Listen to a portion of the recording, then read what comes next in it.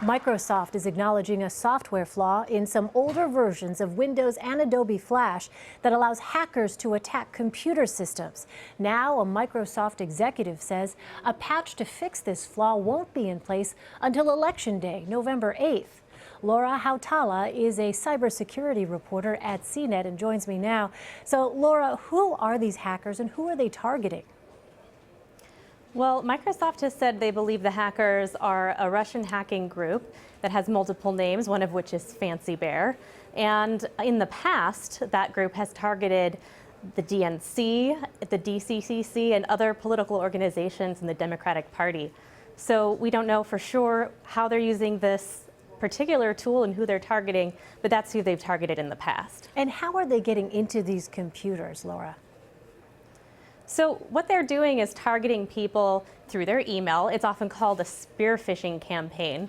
And basically they make a really convincing looking email and get somebody to open it even though they shouldn't. Now that lets hackers download malicious software onto their computers.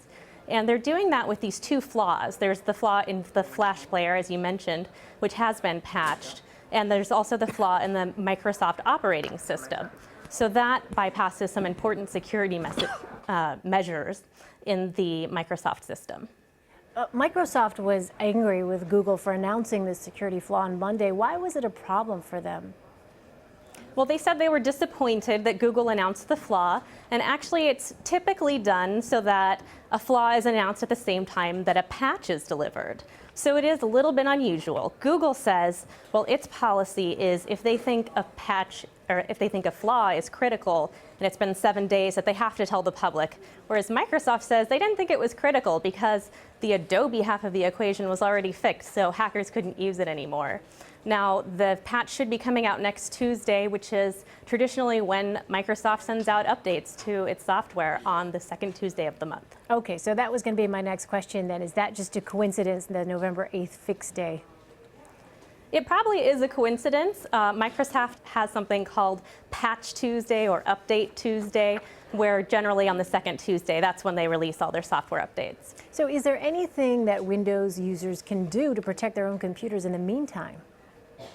Yes, there is. So Microsoft has said that people using Windows 10 should be protected from this problem. They also have an enterprise or business software that's protecting their business customers if they have that particular service. And regular people can also use an anti-malware program.